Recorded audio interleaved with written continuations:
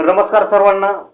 भारतीय नागरिक सुरक्षा संहिता म्हणजेच आपण त्याला शॉर्टमध्ये BNSS असे म्हणू शकतो. BNSS ही 2023 पासून हे भारतामध्ये आपल्या लागू झालेले भारतीय कायदे कानूनमध्ये आता इथून पुढे पोलीस यंत्रणा आणि कोर्ट न्यायालय हे BNSS प्रमाणे पुढे प्रोसीड होणार, पुढील कारवाई होणार, पुढील इन्व्हेस्टिगेशन होणार, पुढील कोर्ट ट्रायल सुद्धा चालणार. तर मित्रांनो, थोडक्यात आपण आता सुरुवात करूया की BNSS मध्ये सुरुवातीला कोणता बदल केलेला आहे. तर BNSS मध्ये कलम 2 जी व्याख्या सांगते, डेफिनेशन सांगते, तर त्या डेफिनेशनच्या सेक्शन 2 म्हणजे की कलम 2 उपकलम 1 त्यामध्ये A, B, C आणि त्यानंतर E यामध्ये व्याख्येमध्ये बदल केलेला आहे. आता मित्रांनो, ऑडिओ व्हिडिओ इलेक्ट्रॉनिक मीन्स म्हणजे काय हे देखील या BNSS मध्ये सांगितलेलं आहे.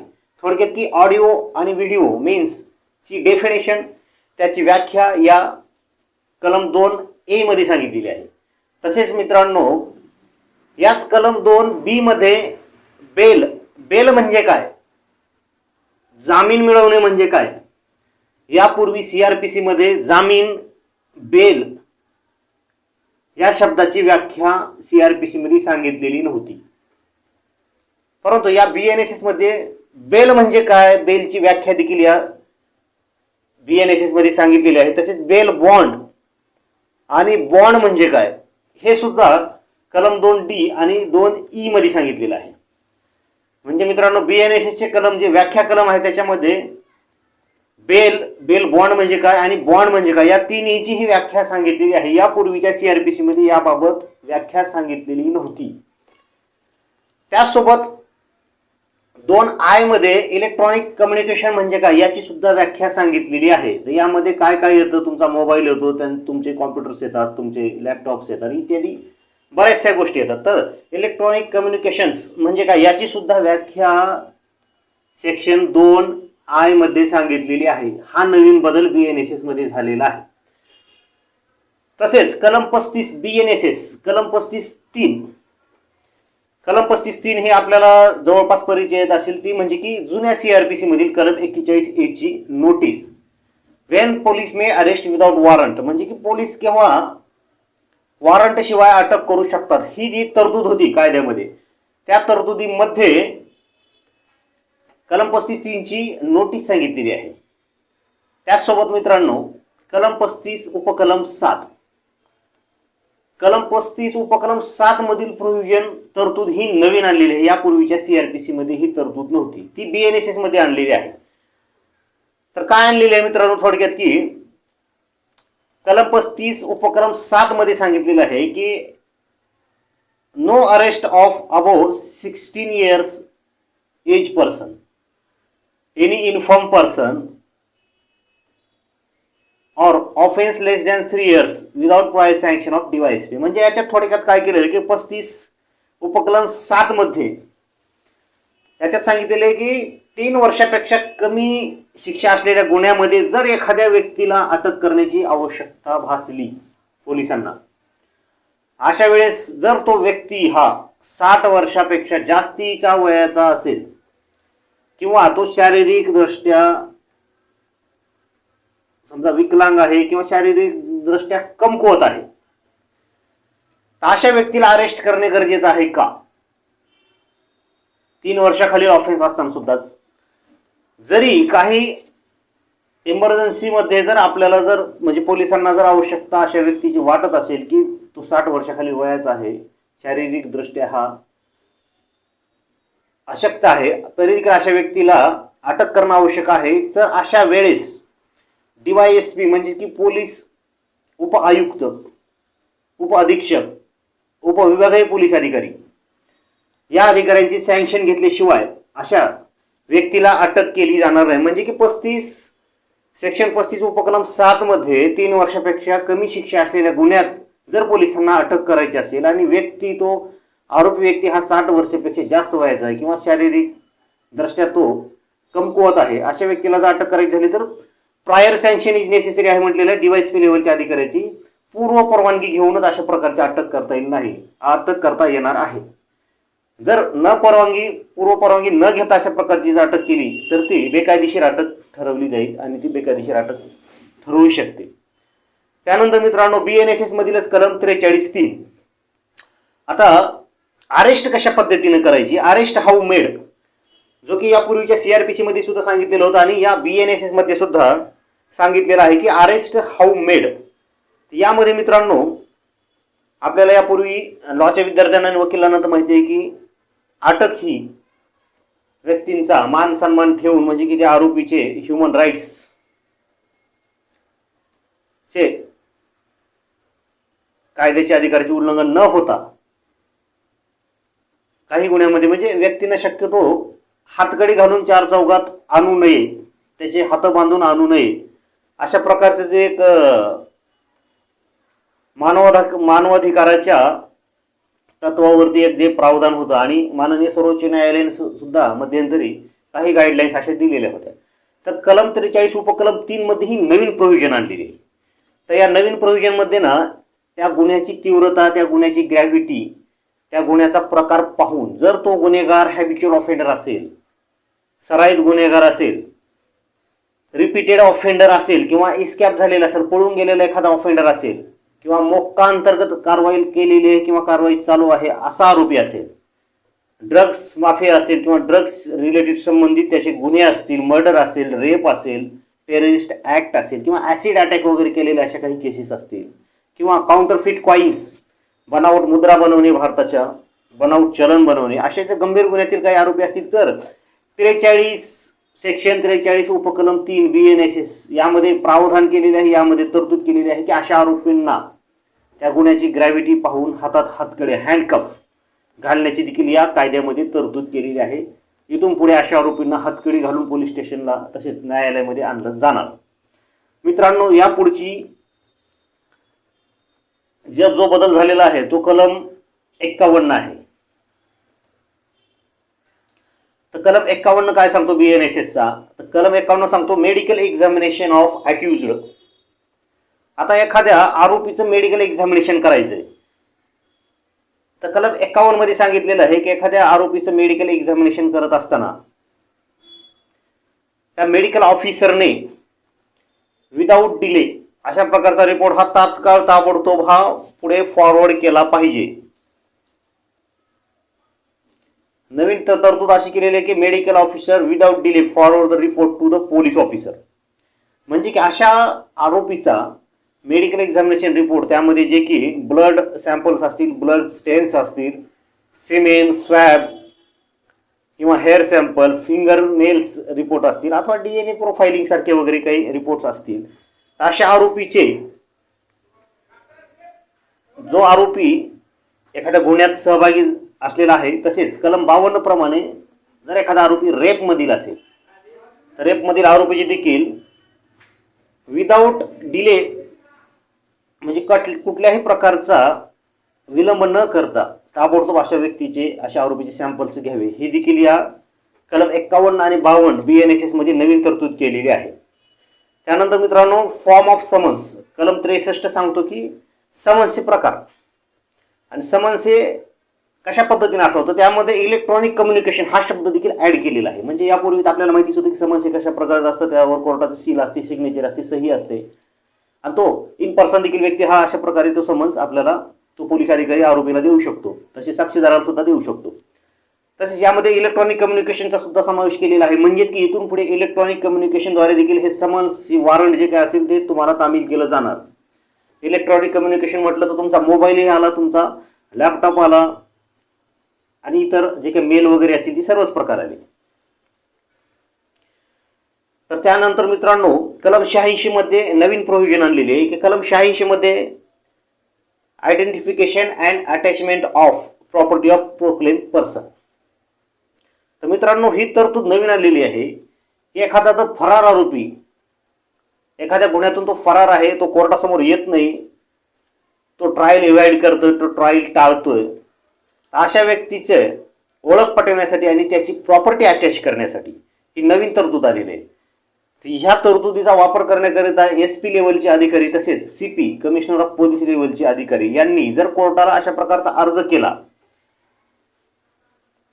की हा असा असा या प्रकारचा आरोपी आहे, या राज्यामध्ये तो लपलेला आहे, त्याची ओळख पटवणं गरजेचं आहे, त्याची अरेस्ट आवश्यक आहे, तसेच अशा व्यक्तीची दुसऱ्या राज्यामध्ये प्रॉपर्टी आहे ती अटॅच करणं गरजेचे आहे. तर अशा अटॅचमेंटसाठी SP लेवलचे अधिकारी आणि CP लेवलचे अधिकारी कोर्टाला ज्यावेळेस अर्ज करतील त्यावेळेस इतर राज्यातील न्यायालयांकडून तसेच इतर राज्यातील शासनांकडून सरकारकडून अशा फरार आरोपीची प्रॉपर्टी अटॅच करण्याकरिता, अशा फरार आरोपीची ओळख पटवण्याकरिता योग्य ती कारवाई केली जाईल कोर्टामार्फत. तर हा एक नवीन सेक्शन आलेला आहे जो की यापूर्वी नव्हता. तसेच कलम 105 हा देखील नवीन आलेला आहे BNSS मध्ये. कलम 105 काय सांगतो की recording of search and seizure through audio electronic means. म्हणजे की आता या पुढे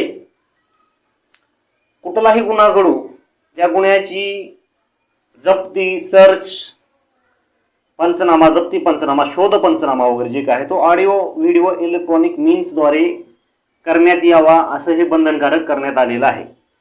आणि अशा प्रकारचा ऑडिओ व्हिडिओ द्वारे जो काही जप्ती पंचनामा केला आहे, शोध पंचनामा केला आहे, त्याचे पंचनामा लिस्ट ऑफ विटनेस तयार केली आहे, अशा प्रकारचे जे काही साक्षीदार आहेत, पंच आहेत, अशा सर्वांची ऑडिओ व्हिडिओ इलेक्ट्रॉनिक माध्यमांद्वारे त्यामध्ये ही रेकॉर्डिंग करावी आणि ती तात्काळ ज्युडिशियल मॅजिस्ट्रेट फर्स्ट क्लास किंवा सब डिव्हिजनल मॅजिस्ट्रेट यांना तात्काळ पाठवावी असं या कायद्यामध्ये सांगितलेलं आहे. म्हणजेच की येथून पुढे प्रत्येक ठिकाणचा घटनास्थळ पंचनामा, जप्ती पंचनामा, शोध पंचनामा वगैरे हा इलेक्ट्रॉनिक ऑडिओ व्हिडिओद्वारे रेकॉर्ड केला जाणार आहे आणि रेकॉर्ड करावा अशी तरतूद यामध्ये सांगितलेली आहे.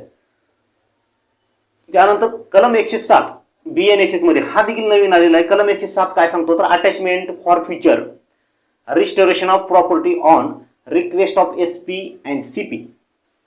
तर मित्रांनो कलम 107 हा नवीन आलेला आहे. यामध्ये काय सांगितलेलं आहे की एखादा आरोपी हा एखाद्या गुन्ह्यामध्ये समजा आपल्या ताब्यात आहे किंवा एखाद्या आरोपीवरती बऱ्याच ट्रायल चालू आहे आणि एखाद्या आरोपीने जी एखादी प्रॉपर्टी जी मिळवली असेल, स्थावर असेल, जंगम असेल आणि ती प्रॉपर्टी अशा प्रकारचे फौजदारी प्रकारचे गुन्हे करून गुन्ह्यांच्या मार्गाद्वारे अशा प्रकारची प्रॉपर्टी मिळवलेली आहे, जर तपासामध्ये अशा निष्पन्न झालं तर SP आणि CP लेवलचे अधिकारी कोर्टाला ज्यावेळेस अशा प्रकारच्या अशा आरोपीची प्रॉपर्टी अटॅच करावी, फॉरफिच करावी किंवा रिस्टोअर करावी असा अर्ज करतील तर त्यावेळेस तो कोर्टात अशा प्रकारचा अर्ज दाखल करता येणार आहे. यापूर्वी अशी तरतूद कायद्यामध्ये नव्हती. कलम 172 हा सुद्धा नवीन आलेला आहे. कलम 172 BNSS a person bound to confirm lawful directions of police. तर मित्रांनो कलम 172 हा देखील नवीन आलेला आहे. म्हणजे की यामध्ये थोड्या पोलिसांना पॉवर दिलेले आहेत. पोलीस जर लॉफुल डायरेक्शन्स आपल्याला देत असतील तर ते आपण ते मान्य करणं, ते डायरेक्शन्स पाळणं हे आपल्यावर मॅन्डेटरी आहे, बंधनकारक आहे. जर अशा प्रकारचे कायदेशीर लॉफुल डायरेक्शन्स पोलीस अधिकारी यांनी देऊन सुद्धा जर आपण ते टाळाटाळ करत असताना आपण त्याचे पालन करत नसता तर पोलिसांना यामध्ये इथं अटकेचे अधिकार दिलेले आहेत. कुठलंही कारण न देता पोलीस या कलम 172 BNSS प्रमाणे आपल्याला अटक करू शकतात, 24 तास ते कस्टडी ठेवू शकतात आणि त्यानंतर कोर्टासमोर हजर देखील करू शकतात. त्यामुळे सर्वसामान्य नागरिकांनी विशेष काळजी घ्यायची की कलम 172 नुसार पोलिसांना काही विशेष अधिकार दिलेले आहेत. जर लॉफुल डायरेक्शन्स कायदेशीर एखाद्या निर्देशांचे तुम्ही पालन करत नसताल, एखाद्या ठिकाणी थांबवू नका म्हटलं असता किंवा एखाद्या ठिकाणी जमवू नका असं सांगितलेलं असताना देखील तुम्ही तिथंच थांबत असता किंवा अनेक उदाहरणं आहेत यामध्ये, तर 172 BNSS प्रमाणे कारवाई होणार हे निश्चित आहे. त्यानंतर मित्रांनो 173 जो की पूर्वी CRPC मध्ये 154 होता, तर 173 काय सांगतो FIR संदर्भात सांगतो. First information report. जर एखाद्या पीडितीने एखाद्या गुन्ह्यासंदर्भात, घटनेसंदर्भात जर एखाद्या पोलीस स्टेशनला FIR दिला, फर्स्ट इन्फॉर्मेशन दिली आणि ती घटना जर त्या पोलीस स्टेशनच्या हद्दीत नाही घडलेली असं म्हणून त्या फिर्यादीचा इथून पुढे FIR नाकारला जाणार नाही. कायद्यामध्येच असं सांगितलेलं आहे की area is irrespective of offence, म्हणजे गुन्हा कुठं घडला याला निरर्थक आहे म्हटलेलं आहे. म्हणजे गुन्हा कुठेही घडू आणि कुठल्याही हद्दीत घडू. कलम 173 उपकलम 1 मध्ये 0 FIR ची कन्सेप्ट ही कायद्यात आलेली आहे. 0 FIR म्हणजेच तुमच्या हद्दीत घटना घडलेली असू अथवा नसू, प्रथमदर्शनी फिर्यादी एखादी फिर्याद देतोय दखलपात्र गुन्ह्याची, तर ते आपल्याला घेणं बंधनकारक आहे, पोलिसांना घेणं बंधनकारक झालेलं आहे. केवळ आमच्या हद्दीत घटना घडली नाही, आम्ही इथं तुमची FIR नोंद करणार नाही असं इथून पुढे पोलिसांना अजिबात म्हणता येणार नाही. आणि अशा प्रकारची तक्रार ही ओरली, रिटर्न आणि इलेक्ट्रॉनिक कम्युनिकेशनद्वारे देखील आपण देऊ शकतो. म्हणजेच तुम्ही तुमच्या मोबाईलद्वारे देखील कंप्लेंट फॉरवर्ड करू शकता, मेलद्वारे देखील कंप्लेंट फॉरवर्ड करू शकता, किंवा इतर कुठल्याही इलेक्ट्रॉनिक मीडिया माध्यमांद्वारे तुम्ही तुमची तक्रार ही पोलीस स्टेशनला फॉरवर्ड करू शकता.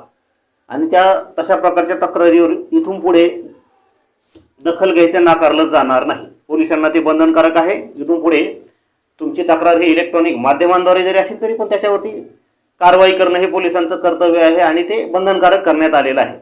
तसेच मित्रांनो 173 उपकलम 3 BNSS चे कलम 173 उपकलम 3 यामध्ये काय सांगितलेलं आहे की police can conduct preliminary inquiry. तर 173 उपकलम 3 मध्ये एखादा गुन्हा जर हा 7 वर्षापेक्षा कमी शिक्षेचा असेल आणि अशा गुन्ह्यामध्ये जर तपास अधिकाऱ्याला गुन्हा नोंद न करता जर प्राथमिक चौकशी करायची असा निष्कर्ष काढलेला असेल, तर अशा प्रकारची प्राथमिक चौकशी ही पोलिसांना यापुढे करता येणार आहे. त्यामध्ये एक अट आहे की अशा प्रकारची प्राथमिक चौकशी करण्यापूर्वी DYSP म्हणजेच उपविभागीय पोलीस अधिकारी यांची प्रायर सँक्शन म्हणजे की पूर्व परवानगी आवश्यक आहे. अशा प्रकारची पूर्व परवानगी घेतल्यानंतरच 7 वर्षापर्यंत शिक्षा असलेल्या गुन्ह्यामध्ये देखील पोलिसांना प्राथमिक चौकशी करता येणार आहे. म्हणजेच की FIR नोंद करण्यापूर्वी प्राथमिक चौकशी करता येणार आहे. आणि अशा प्रकारची चौकशी 14 दिवसाच्या आत संपवायची आहे. म्हणजे अशा प्रकारची चौकशी ही 14 दिवसाच्या वर जास्त दिवस पेंडिंग ठेवता येणार नाही. ही चौकशी कशासाठी करायची आहे की कॉग्निजेबल ऑफेन्स मेड आउट होतात का, किंवा अशा प्रकारचा गुन्हा घडलेला आहे का, आणि घडला असेल तर त्यापुढे प्रोसीड होण्यात इतपत पुरावे आहेत का. तर मित्रांनो प्राथमिक चौकशी कलम 173 उपकलम 3 मध्ये सांगितलेली आहे आणि त्याला DYSP लेवलच्या अधिकाऱ्याचे प्रायर सँक्शन असणं आवश्यक आहे. त्यानंतर आहे कलम 174 NC म्हणजे की नॉन कॉग्निजेबल ऑफेन्स. आपल्याला माहिती आहे की NC वगैरे नोंद झाली, पण आता याच्यामध्ये बदल काय केलेला आहे 174 मध्ये NC मध्ये देखील की अशा प्रकारची NC जर एखाद्याच्या तक्रारीवर पोलिसांनी नोंद केली तर तो इन्फॉर्मंट जो आहे, तो तक्रारदार जो आहे, त्याला रेफर करायचे आहे मॅजिस्ट्रेट समोर. म्हणजे अशा प्रकारच्या तक्रार देणाऱ्या व्यक्तीला मॅजिस्ट्रेट कोर्टासमोर रेफर करायचं आहे. आणि डेली डायरी रिपोर्ट DDR जो रेकॉर्ड केला जातो तो दर 15 दिवसाला कोर्टाला त्याची त्याबाबतची माहिती दिली जाणं आवश्यक असल्याचे या ठिकाणी म्हटलेलं आहे. अशा प्रकारचा DDR रिपोर्ट हा दर 15 दिवसाला 15 वाड्याला फॉरवर्ड केला जाणार तो कोर्टाकडे. मित्रांनो त्यानंतर नवीन कलम आलेला आहे 175. तर 175 मध्ये प्रोव्हिजन सांगितलेलं आहे की अशा एखादा गुन्हा जर एखाद्या SHO IO कडे किंवा एखाद्या इन्स्पेक्टरकडे तपासासाठी पेंडिंग आहे, असं असताना सुद्धा 175 च्या प्रोव्हिजन मध्ये सांगितलेलं आहे की SP लेवलचे अधिकारी केव्हाही आणि कधीही आवश्यकतेनुसार अशा प्रकारचा गुन्हा हा PI लेवलच्या अधिकाऱ्याकडे पेंडिंग असलेला तपासावर असलेला गुन्हा हा DYSP लेवलच्या अधिकाऱ्याकडे हस्तांतरित करू शकतात. म्हणून अशी एक 175 मध्ये एक नवीन प्रोव्हिजन आलेला आहे. तसेच मित्रांनो कलम 175 उपकलम 3 म्हणजेच की 156(3) CRPCचा, जो की यापूर्वी आपण कोर्टाकडून 156(3) ची ऑर्डर घेत होतो आरोपी विरुद्ध FIR नोंद करावा म्हणून. तर आता आहे की 175(3). तर यामध्ये काय आता बदल काय केलेला आहे की थोडे फार जरा कोर्टावरती सुद्धा रिस्ट्रिक्शन्स आणण्याचा हा प्रकार झालेला आहे कायदे मंडळाकडून. कुठलेल्या बाबीसाठी आणि कोणत्या भविष्यातील विचारा अन्वये ही अमेंडमेंट केलेली आहे मला तर काही समजलेलं नाही. पण यामध्ये 175(3) प्रमाणे आता यापुढे जर आपण कोर्टाकडे एखाद्या व्यक्तीविरुद्ध गुन्हा नोंद करावा, FIR नोंद करावा, FIR चे डायरेक्शन्स द्यावेत अशा प्रकारची जर मागणी केली तर यापूर्वी काय होतं की कोर्ट तुमचं ॲफिडेविट पाहत होतं, वाचत होतं आणि त्यानंतर प्रायमा फेसी जर एखादा गुन्हा दिसत असेल, कॉग्निजिबल ऑफेन्स दिसत असेल तर FIR चे डायरेक्शन्स कोर्ट हे देत होतं. तर आता यामध्ये अटी काय टाकलेल्या आहेत आणखी कोर्टाने काय पाहायचे की त्या फिर्यादीने ॲफिडेविट दिलेला आहे का, या BNSS संहितेमधील BNSS मधील तरतुदीनुसार ते ॲफिडेविट दिलेला आहे का. त्याचसोबत कोर्ट ॲफिडेविट नंतर इन्क्वायरी सुद्धा करणार आणि इन्क्वायरी केल्यानंतर सबमिशन ऑफ पोलीस ऑफिसर त्या पोलिसांचं म्हणणं सुद्धा घेणार आणि हे तिन्ही म्हणणे घेतल्यानंतर जे काही अधिकार दिलेले आहेत कोर्टाला की 210 पूर्वीचा 190 सेक्शन 210 प्रमाणे, तर या तीन गोष्टी पाहणार, ॲफिडेविट पाहणार, इन्क्वायरी पाहणार आणि सबमिशन पोलिसांचं म्हणणं ऐकून घेणार आणि म्हणणं ऐकून घेतल्यानंतरच जर त्यामध्ये काही तथ्य दिसले तर FIR ची कोर्ट डायरेक्शन देणार. आणखीन याच्यामध्ये एक बदल केलेला आहे 175(4) मध्ये. अशा प्रकारचीच कंप्लेंट जर एखाद्या पब्लिक सर्वंट विरोधात आली म्हणजे की लोकसेवकाविरोधात आली, लोकसेवक कोण की कलेक्टर पासून ते सगळे जे जे शासकीय नोकरीवर आहेत ते सर्वच लोकसेवक आहेत. यामध्ये न्यायाधीश सुद्धा येतात, यामध्ये कलेक्टर येतात, यामध्ये IPS ऑफिसर येतात, एकदा IAS येतात, सर्वच येतात, अगदी चपराशापासून ते सर्वच. तर अशा लोकसेवकाविरुद्ध जर एखादी कंप्लेंट आली तर यामध्ये काय करावं, तर यामध्ये सुद्धा एक बदल केलेला आहे की अशा प्रकारच्या कंप्लेंटमध्ये जर ती कंप्लेंट जर पब्लिक सर्वंटच्या अगेन्स्ट असेल, लोकसेवकाच्या अगेन्स्ट असेल तर त्या लोकसेवकाचं म्हणणं सुद्धा ऐकून घ्यायचं आहे. त्याचसोबत तो लोकसेवक ज्या कार्यालयात काम करत आहे त्यांच्या सुपिरियर ऑफिसरचं सुद्धा याबाबत रिपोर्ट मागवायचा आहे आणि अशा प्रकारचं पब्लिक सर्वंटचं मत ऐकून घेतल्यानंतर कोर्ट पुढील आदेश करू शकतं. म्हणजे यामध्ये कोर्टाला सुद्धा थोड्या जरा काही अटी टाकलेल्या आहेत, काही नियम लावलेले आहेत, काही नवीन तरतुदी टाकलेल्या आहेत. तर मित्रांनो, यापुढील कलम 176(3) व्हिजिट फॉरेन्सिक टीम. आता यामध्ये काय केलेलं आहे की 7 वर्षापेक्षा जास्त शिक्षा असलेल्या गुन्ह्यामध्ये,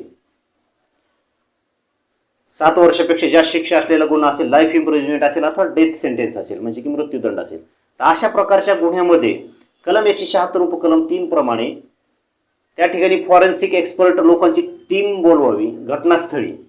त्या ठिकाणी फॉरेन्सिक एव्हिडन्स असतील, क्राईम सीन्स वगैरे असतील, तर अशा प्रकारचे एव्हिडन्स हे कलेक्ट करण्यासाठी अशा ठिकाणी फॉरेन्सिक टीमला पाचारण करण्यात यावं अशा प्रकारची एक नवीन तरतूद 176 उपकलम 3 मध्ये केलेली आहे. तसेच अशा टीमद्वारे किंवा अशा टीमचं व्हिडिओग्राफी मोबाईलद्वारे फोटोज आणि अदर डिव्हाइसेसमध्ये हे रेकॉर्ड केलं जावं हे सुद्धा यामध्ये सांगितलेलं आहे.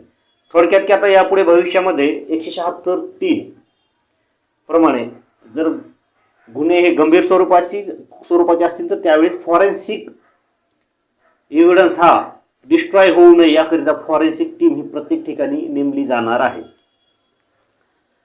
त्यानंतर कलम 183 मध्ये सुद्धा बदल केलेला आहे, recording of confession and statement. आता कन्फेशन अँड स्टेटमेंट्स कोण रेकॉर्ड करतो, तर मॅजिस्ट्रेट म्हणजेच की कोर्ट रेकॉर्ड करतो. तर यामध्ये काय केलेलं आहे की 183 उपकलम 6 मध्ये जर गुन्हे हे महिलांशी संबंधित असतील आणि त्यात म्हणजे की रेपशी संबंधित काही गुन्हे असतील, पोक्सो सारख्या घटनेशी संबंधित जर काही गुन्हे असतील, तर अशा प्रकारच्या फिर्यादीचं स्टेटमेंट हे महिला मॅजिस्ट्रेट म्हणजे की महिला न्यायाधीशांसमोर रेकॉर्ड करावं अशी एक नवीन तरतूद 183 उपकलम 6 मध्ये केलेली आहे. आणि जर महिला न्यायाधीश उपस्थित नसतील आणि त्या ठिकाणी जर पुरुष न्यायाधीश असतील तर कुठल्याही महिलेच्या उपस्थितीमध्ये तशा फिर्यादीचं त्या स्टेटमेंट हे रेकॉर्ड करावं ही एक नवीन तरतूद कलम 183 उपकलम 6 मध्ये सांगितलेली आहे.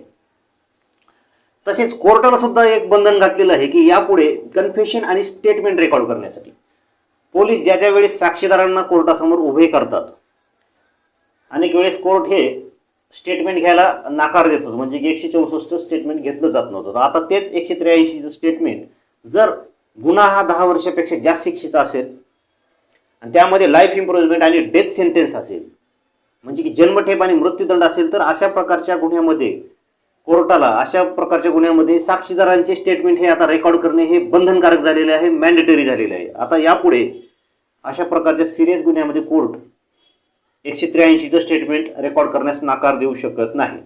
तसेच मित्रांनो 184 मध्ये सुद्धा medical examination of victim of rape, एखाद्या बलात्कार पीडित महिलेचा, एखाद्या पीडितेचा मेडिकल रिपोर्ट हा 7 दिवसाच्या आत देण्यात यावा, मॅन्डेटरी केलेला आहे.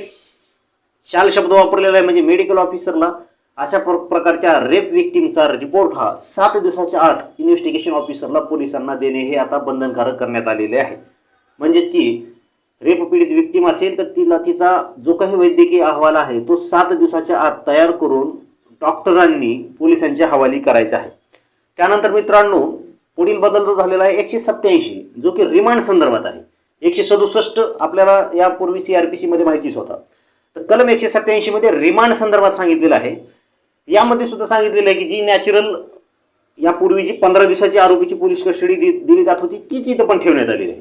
फक्त बदल एकच केलेला आहे की 15 दिवसाच्या पुढे मॅजिस्ट्रेट हे आरोपीची कस्टडी देणार नाहीत.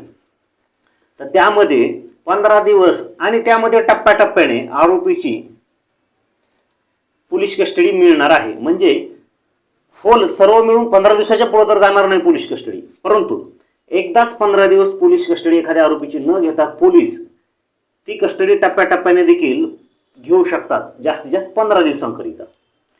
यामध्ये आपल्याला तर माहितीच आहे की ज्या ऑफेन्समध्ये 60 दिवसामध्ये चार्जशीट दाखल करायची आहे अशा ऑफेन्सला 40 आणि ज्या ऑफेन्समध्ये 90 दिवसामध्ये चार्जशीट दाखल करायची आहे अशा ऑफेन्सला 60 दिवसात. म्हणजे गुन्हा झाल्यापासून कोर्टात हजर केल्यापासून सुरुवातीचे 40 दिवसामध्ये ज्या गुन्ह्यामध्ये 60 दिवसात चार्जशीट दाखल केली जाते आणि कोर्टाला PCR नंतर एखाद्या गुन्ह्यामध्ये 60 दिवसापर्यंत कस्टडीमध्ये ठेवण्याचे अधिकार असतात जोपर्यंत चार्जशीट येत नाही तोपर्यंत.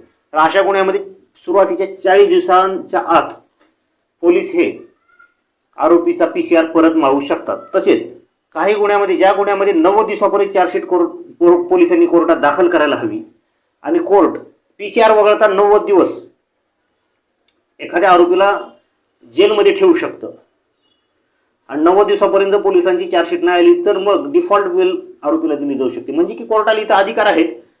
सुरुवातीला 15 दिवशी पोलिसांची कस्टडी कोर्ट देऊ शकतो आणि नंतर गुन्ह्याचं स्वरूप पाहून 60 दिवस आणि 90 दिवस देखील कोर्ट हे आरोपीची कस्टडी जेलमध्ये ठेवतं. तर 90 दिवसापर्यंतच्या चार्जशीटच्या मर्यादा असलेल्या ऑफेन्सला सुरुवातीच्या 60 दिवसामध्ये पोलिसांना पोलीस कस्टडी मागता येणार आहे आणि 60 दिवसामध्ये चार्जशीट दाखल करायच्या ऑफेन्समधील त्या प्रकारात सुरुवातीच्या 40 दिवसामध्ये पोलिसांना PCR मागता येणार आहे. म्हणजे पोलीस एकदम सुरुवातीचेच 10 दिवस 12 दिवस PCR न मागता 2 दिवसाचा 3 दिवसाचा PCR मागून नंतर आरोपीचा PCR हा शिल्लक ठेवावा, आम्हाला गरज भासल्यास आम्ही पुढे आरोपीची PC मागणार आहोत किंवा मागू इच्छितो किंवा आमचा तो अधिकार सुरक्षित राहावा अशी मागणी करून कोर्टाद्वारे टप्प्याटप्प्याने 15 दिवसांचा PCR हा पोलीस घेऊ शकतात. त्यानंतर मित्रांनो पुढील बदल जो आहे तो 193 जो की सांगतो चार्जशीट संदर्भात, दोषारोपपत्रा संदर्भात. तर चार्जशीटच्या ह्या सेक्शनमध्ये काय बदल केलेला आहे तर 193 उपकलम 2 मध्ये सांगितलेलं आहे की रेप आणि पोक्सो संबंधित जर काही ऑफेन्स असतील तर पोक्सो आणि रेप संदर्भात जे ऑफेन्स असतील त्याचा तपास हा जास्तीत जास्त 2 months म्हणजे की 2 महिन्याच्या आत करावा आणि 2 महिन्याच्या आत करून ते दोषारोपपत्र दाखल करावे, हा नवीन बदल केलेला आहे. तसेच 193(3) मध्ये अशा प्रकारचा दोषारोपपत्र व रिपोर्ट हे आपण इलेक्ट्रॉनिक कम्युनिकेशनद्वारे देखील फॉरवर्ड करू शकतो, ही देखील नवीन तरतूद केलेली आहे. तसेच मित्रांनो 193(8) copy of police report shall submit through electronic communication, म्हणजे इथून पुढे पोलीस चार्जशीटची कॉपी ही इलेक्ट्रॉनिक कम्युनिकेशनद्वारे देखील कोर्टात दाखल करू शकतात. पेन ड्राईव्ह असेल, मेमरी कार्ड असेल अथवा कुठल्याही एखाद्या इलेक्ट्रॉनिक माध्यमांद्वारे. आणि अशा प्रकारचा कंप्लायन्स हा ड्युली कंप्लायन्स झालेला आहे असं कायद्यामध्ये एक प्रिझम्पशन आता ठेवलेलं आहे. जर भविष्य काळामध्ये झेरॉक्सचा गठ्ठा न देता जर आपल्याला पेन ड्राईव्हद्वारे जर एखादी आरोपीच्या चार्जशीटची कॉपी वगैरे दिली तर त्या कायद्यातील ज्या काही तरतुदी आहेत आरोपींना कागदपत्र पुरवण्याचा त्याचा कंप्लायन्स झाला आहे असं गृहीत धरण्यात येणार आहे. तसेच मित्रांनो 193 उपकलम 9 यामध्ये सुद्धा एक प्रोव्हिजन टाकलेला आहे आणि यात सुद्धा बदल केलेला आहे.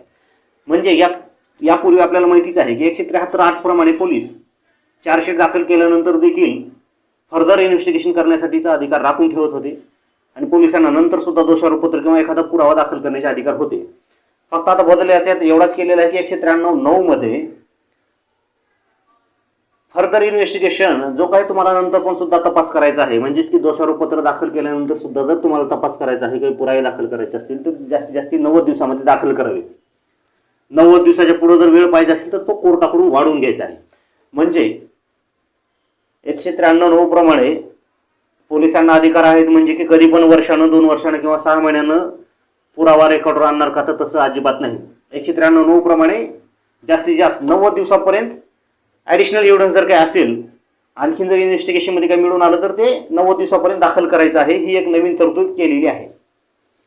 तसेच 195 कलम 195 BNSS याच्यामध्ये सुद्धा एक प्रोव्हिजन नवीन आलेला आहे. तर या प्रोव्हिजनमध्ये काय सांगतं की एखादा पुरुष व्यक्ती आहे जो की 15 वर्षापेक्षा लहान आहे, म्हणजे बालक आहे एखादा, आणि एखादा तोच पुरुष व्यक्ती आहे जो की 60 वर्षापेक्षा जास्ती वयाचा आहे, किंवा एखादा असा व्यक्ती आहे की तो मेंटली फिजिकली डिस्टर्ब आहे, तो की फिट नाही आहे, तर अशा व्यक्तींना पोलीस स्टेशनमध्ये येऊन तुम्ही जबाब द्यावा, तुम्ही तपासाला सहकार्य करावं किंवा त्यांना तपासाला असं बोलवता येणार नाही. ही एक नवीन प्रोव्हिजन 195 मध्ये सांगितलेली आहे.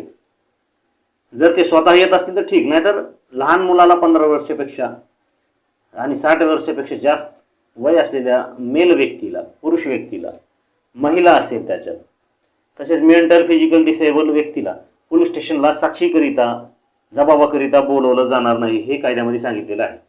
तसेच मित्रांनो कलम 218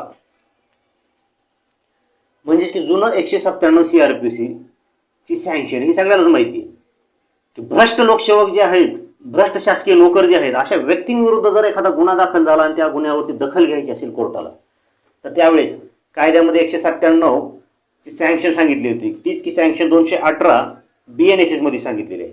अशा प्रकारच्या लोकसेवकाविरुद्ध जर एखादा गुन्हा नोंद झालेला असेल आणि कोर्टामध्ये त्याच्या विरुद्ध दोषारोपपत्र दाखल करण्याकरिता सँक्शन आवश्यक असेल, शासनाची पूर्व मंजुरी आवश्यक असेल, तर 218 मध्ये काय बदल केलेला आहे की अशी सँक्शन ही गव्हर्नमेंटनं, सरकारने जास्तीत जास्त 120 दिवसापर्यंत द्यावी.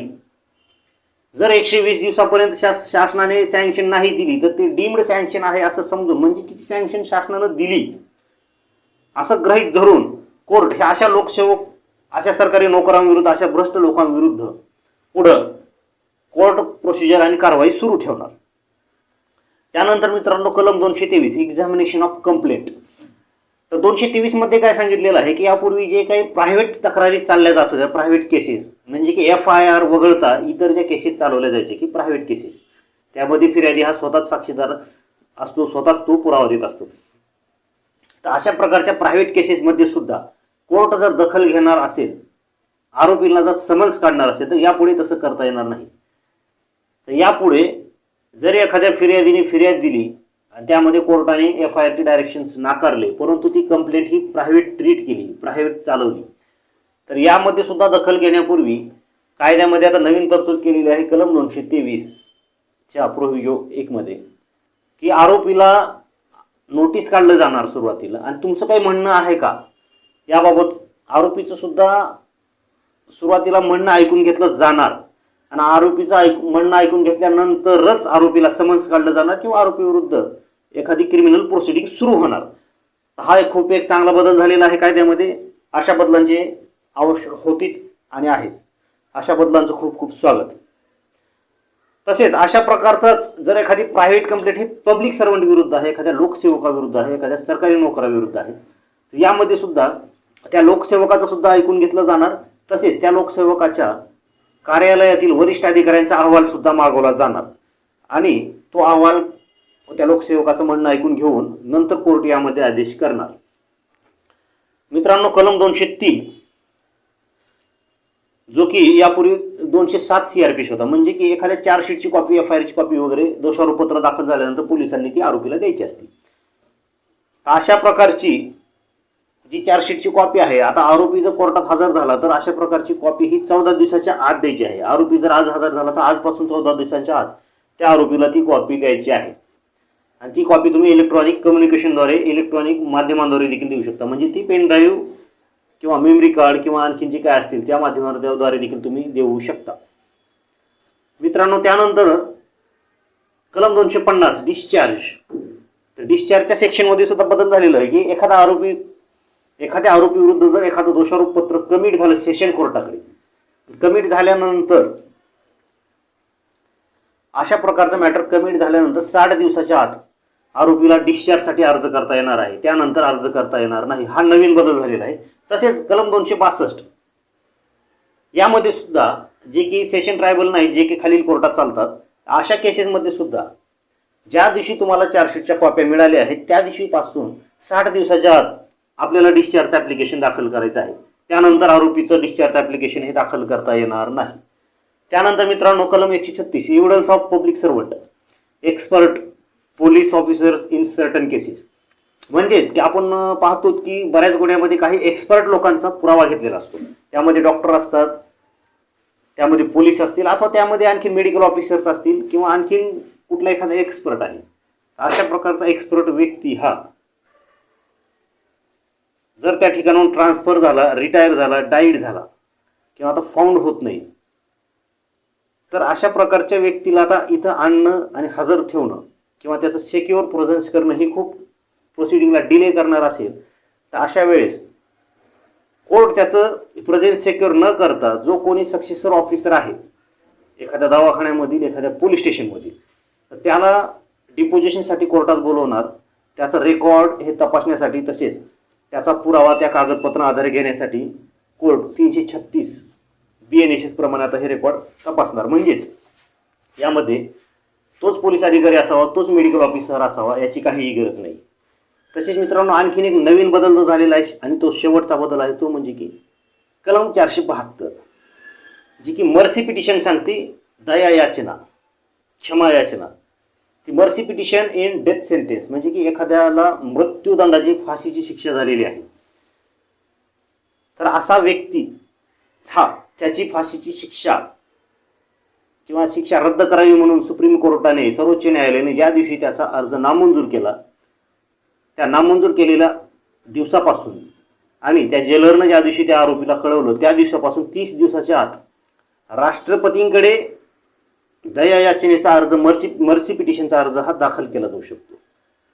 आपल्या भारतीय राज्यघटनेमध्ये आर्टिकल 72 राष्ट्रपती आणि आर्टिकल 161 गव्हर्नर म्हणजे की राज्यपाल यांच्याकडे दया याचनेची याचिका आपण दाखल करू शकतो.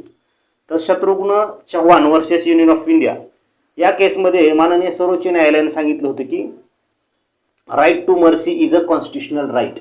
म्हणजे एखाद्याला मर्सी पिटिशन, क्षमा याचनेची याचिका करण्यासाठी, अर्ज करण्यासाठी हा त्याचा कॉन्स्टिट्युशनल राईट आहे म्हणलेला आहे, संविधानिक अधिकार आहे असं म्हटलेलं होतं. त्यामुळे मित्रांनो, भारतीय राज्यघटना वगळता अशा प्रकारची मर्सी पिटिशन दाखल करण्याची तरतूद ही कुठंच नव्हती. आता ती BNSSचे कलम 472 मध्ये मर्सी पिटिशनची प्रोव्हिजन देखील आलेली आहे. तर आज आपण थोडक्यात BNSS म्हणजे की भारतीय नागरिक सुरक्षा संहिता यामध्ये जे काही नवीन बदल झालेले आहेत, नवीन सेक्शन आलेले आहेत आणि जुन्या सेक्शनमध्ये नवीन जे काही प्रोव्हिजन आलेले आहेत ते आपण पाहिले. माहिती आवडली असेल तर ॲडव्होकेट प्रवीण वाघ या यूट्यूब चॅनलला आपण लाईक, शेअर आणि सबस्क्राईब करावे. धन्यवाद.